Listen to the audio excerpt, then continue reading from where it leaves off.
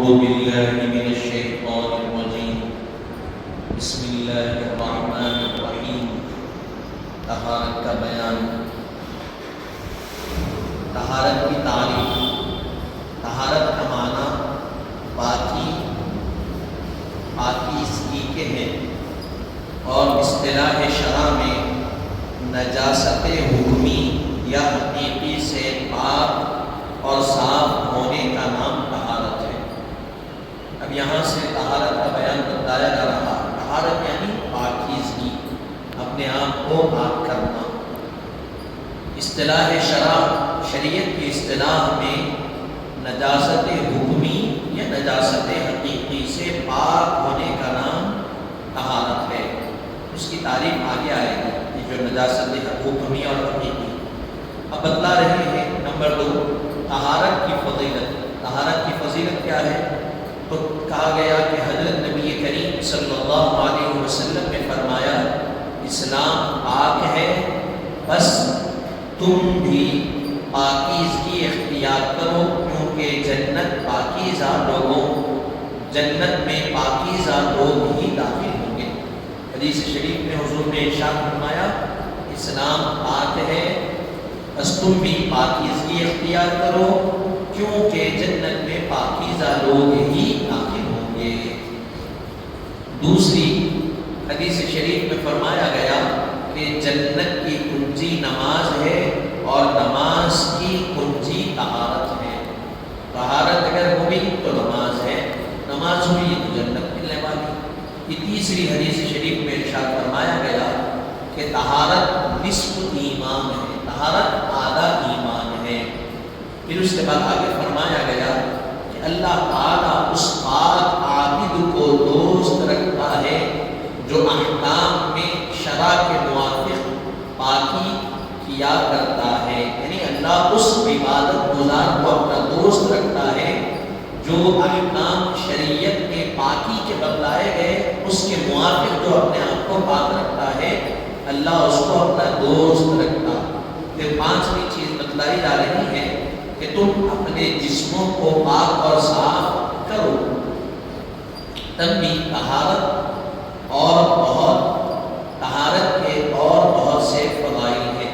واضح ہو کہ طہارت نماز کے لیے ایسی ضروری چیز ہے جس کے بغیر نماز ہوتی ہی نہیں، بلکہ بعض علماء نے جان بوجھ کر بے طہارت نماز پڑھنے کو کفر لکھا ہے۔ طہارت کیا ہے؟ اہم چیز ہے نماز کے لیے، اس کے بغیر نماز نہیں ہوتی۔ اگر کوئی جان بوجھ کر طہارت کو چھوڑ کر نماز پڑھ رہا ہے تو وہ کفر کر رہا ہے۔ یہ تیسری چیز بتلائی جا رہی ہے، طہارت کے 2 اقسام، طہارت کی 2 قسمیں ہیں۔ نمبر 1 ہے طہارت صغریٰ، نمبر 2 ہے طہارت کبریٰ۔ طہارت صغریٰ وضو ہے اور طہارت کبریٰ غسل۔ اب یہاں وضو کے بارے میں لکھا جا رہا ہے، بتلا رہے ہیں وضو کے مسائل۔ وضو کی تعریف کیا ہے؟ حدث اصغر یعنی چھوٹی ناپاکی سے پاک ہونے، یعنی منہ، ہاتھ، پاؤں دھونے اور سر کا مسح کرنے کا نام وضو ہے۔ یہ وضو کی تعریف ہے۔ وضو کی فضیلت کیا ہے؟ حضور نبی کریم صلی اللہ علیہ وسلم وضو کی فضیلت میں بہت سی احادیث وارد ہوئی ہیں، یہاں چند لکھی جاتی ہیں۔ نبی کریم صلی اللہ علیہ وسلم نے فرمایا، جو کوئی مسنون طریقے سے وضو کرے اور اس کے بعد کلمہ شہادت پڑھے، اس کے لیے جنت کے 8 دروازے کھول دیے جاتے ہیں، جس دروازے سے چاہے وہ جنت میں داخل ہوگا۔ تو یہ وضو کی فضیلت ہے۔ پھر دوسری حدیث شریف فرمایا کہ مسلمان بندہ جب وضو کرتا ہے، اللہ تعالیٰ اس کے تمام صغیرہ گناہوں کو معاف کر دیتا۔ وضو کے ذریعے سے اللہ صغیرہ گناہوں کو معاف کر دیتا۔ یہ تیسری چیز بتلائی جا رہی ہے، وضو کی وجہ سے قیامت کے دن اعضاء وضو یعنی منہ، ہاتھ، پیر چمکدار اور روشن ہوں گے۔ قیامت کے دن یہ جو اعضاء وضو ہے، جس پر وضو بار بار کیا جاتا ہے، منہ، ہاتھ، پیر جو دھوئے جاتے ہیں، وہ قیامت کے دن روشن و چمکدار رہیں گے۔ چوتھی چیز بتلائی جا رہی ہے، آپ صلی اللہ علیہ وسلم نے فرمایا، میں اپنی امت کو قیامت تو کسی نے عرض کیا کہ حضور اتنے کثیر مجموعے میں آپ کیسے امت کو پہچان لیں گے؟ تو ارشاد فرمایا کہ ایک پہچان ہوگی اور وہ یہ پہچان ہے کہ وضو کی وجہ سے ان کے منہ ہاتھ پیر چمکدار ہوں گے۔ اس طرح میں اپنی امت کو قیامت کے دن پہچان دوں۔ پھر پانچویں چیز بتلائی جا رہی ہے، وضو رہنے سے آدمی شیطان کے شر سے محفوظ رہتا۔ جو آدمی باوضو رہتا ہے وہ شیطان کے شر سے محفوظ رہتا۔ پھر چھٹی چیز بتلائی جا رہی ہے، جو شخص وضو پر مداومت کرے گا، یعنی جو شخص ہمیشہ وضو کرے گا، وضو سے رہے گا، تو وہ شہید مرے گا۔ جو ہمیشہ باوضو رہنے کی کوشش کرتا ہے، باوضو رہتا ہے، اللہ تعالیٰ اس کو شہادت کا درجہ عطا فرماتا۔ یہ فضیلت ہے۔ اب وضو کے صفات حسب ذیل۔ وضو فرض ہے نماز کے لیے، خواہ نماز فرض ہو یا نفل، واجب ہو یا سنت، نماز جنازہ ہو یا سجدہ تلاوت، بلا خلاف قرآن شریف چھونے کے لیے۔ یہ کیا ہے؟ وضو ان چیزوں کے لیے فرض۔ کن کن چیزوں کے لیے وضو فرض ہے؟ نماز کے لیے وضو فرض ہے۔ کون سی نماز؟ تو بتلایا گیا، خواہ فرض نماز ہو یا نفل نماز، وضو فرض ہے۔ واجب نماز ہو یا سنت نماز، وضو فرض ہے۔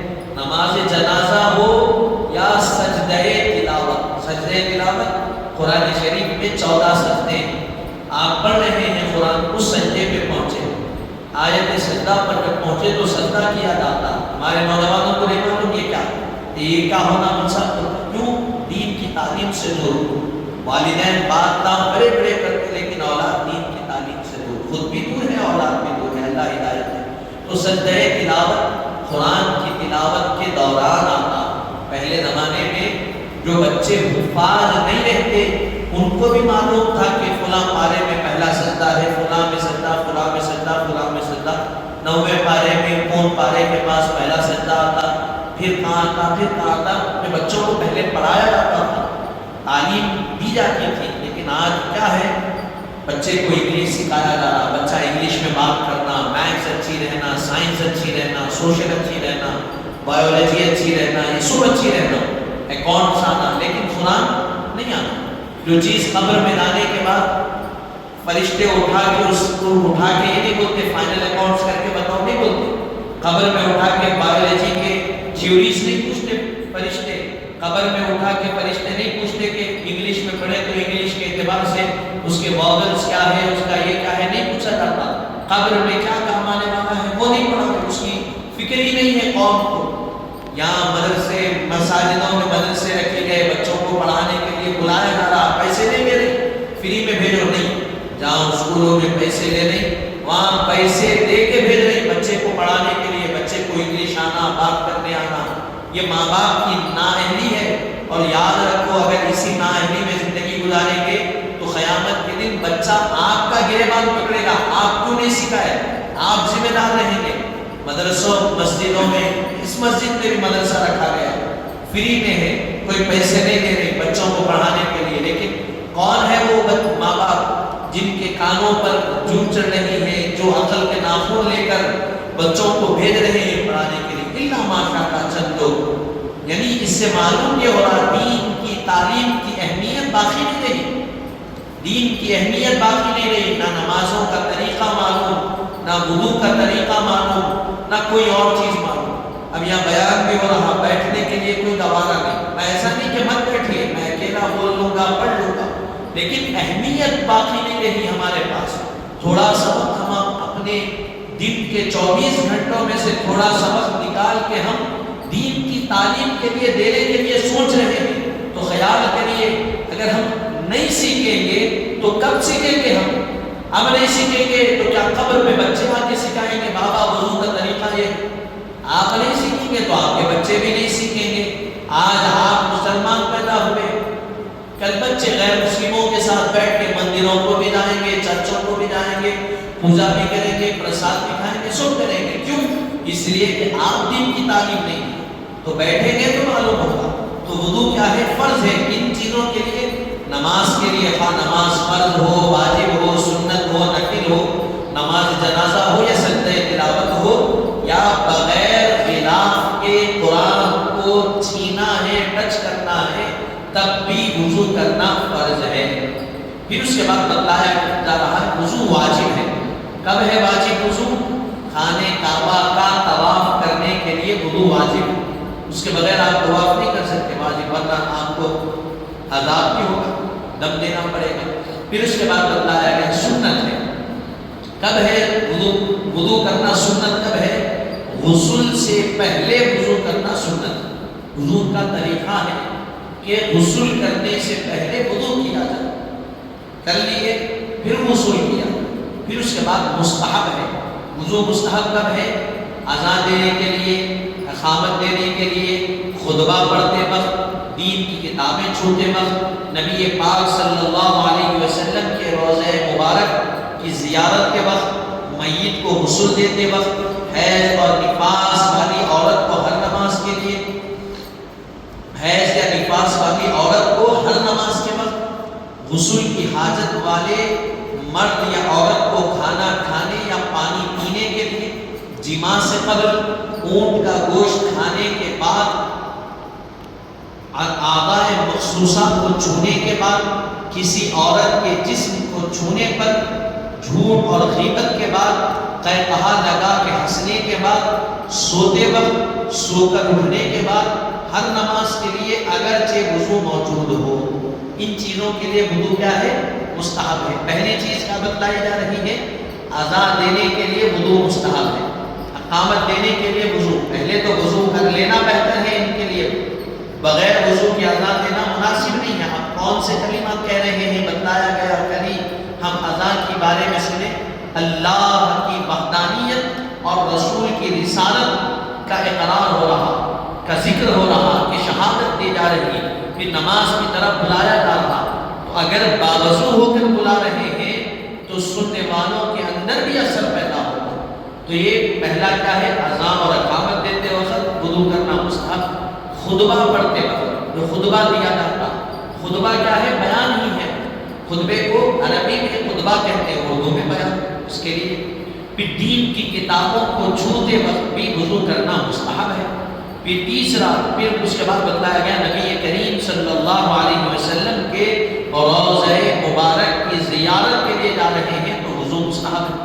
میت کو غسل دینے کے لیے گئے، غسل دے رہے ہیں تب بھی وضو مستحب۔ حیض یا نفاس والی عورت ہے، یعنی جس کے مخصوص ایام چل رہے ہیں، اس عورت کو ہر نماز کے وقت وضو کر لینا مستحب ہے۔ نماز پڑھنے کی تو اس کو اجازت ہے نہیں ہے، اس کو منع کر دیا گیا کہ بھائی تم کو اجازت ہے نماز مت پڑھو، یہ اجازت دے دی گئی، لیکن جب نماز کا وقت آئے گا تو اس کو وضو کرنا مستحب ہے، ثواب اللہ عطا کرے گا۔ پھر غسل کی حاجت والے مرد ہو یا عورت، جس کو حاجت غسل ہے، وہ کھانا کھاتے وقت یا پانی پیتے وقت وضو کرنا اس کے لیے مستحب ہے۔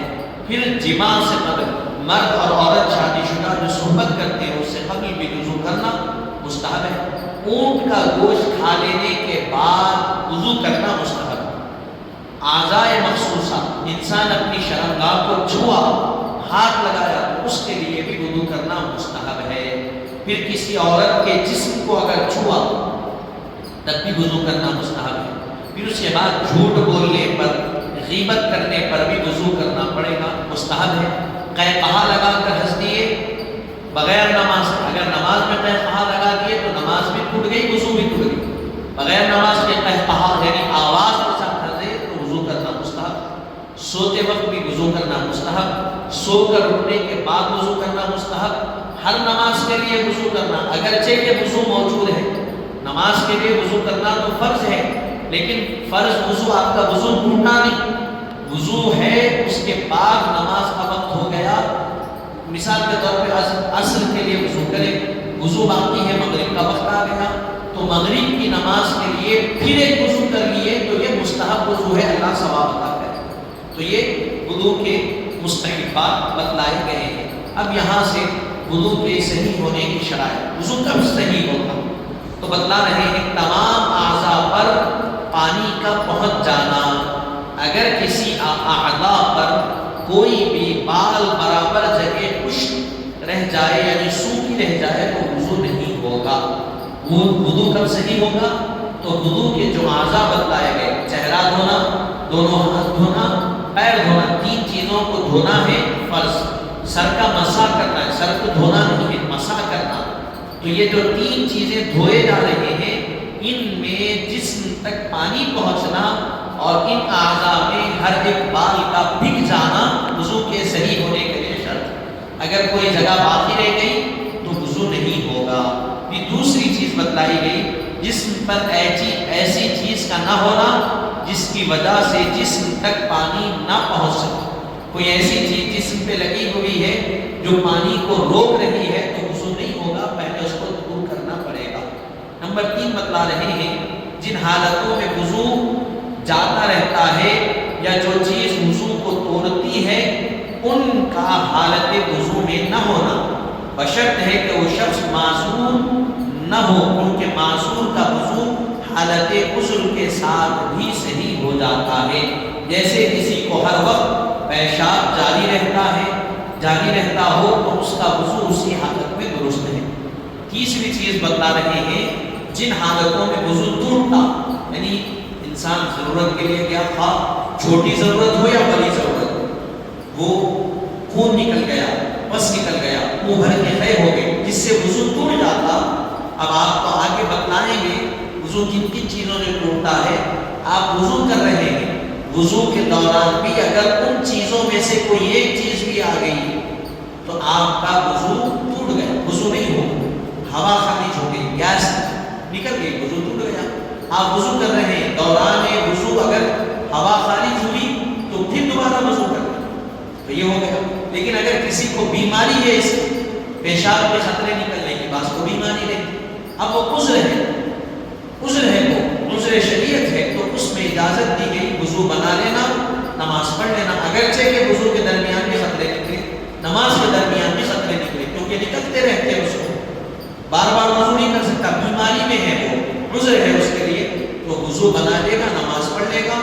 نماز ہونے تک وضو باقی ہے، نماز ہو گئی اس کا وضو ختم، پھر نماز پڑھنا ہے، پھر وضو بنانا پڑے، پھر نماز پڑھنا ہے، پھر وضو، یعنی ظہر پڑھ لیا، عصر تک وہ شخص بول رہا کہ بھائی میرے کو بیماری ہے تو کیا ہوتا، وضو نہیں جاتا، نہیں، ظہر پڑھ لیے آپ کا وضو ختم، پھر عصر پڑھنے کا وقت آیا تو پھر وضو بنانا، عصر پڑھنا، پھر عصر پڑھ لینے کے بعد مغرب کا وقت آیا تو پھر وضو کرنا، مغرب پڑھنا۔ لیکن کسی کو بیماری نہیں ہے، وضو کرا عصر کا، مغرب تک وضو باقی ہے تو وہ نماز پڑھ سکتا ہے، عشاء تک وضو باقی ہے وہ نماز پڑھ سکتا ہے، عشاء کا وضو فجر تک باقی، ٹیک لگا کے سو گئے تو وضو ٹوٹ گیا، ٹیک لگا کے سو گئے وضو ٹوٹ گیا۔ اگر نہیں سوئے، جاگتے رہے، کوئی بھی وضو ٹوٹنے کا عمل نہیں ہوا، وضو باقی ہے، تو عشاء کے لیے جو وضو کیا گیا اس سے فجر کی نماز بھی بندہ ادا کر سکتا ہے۔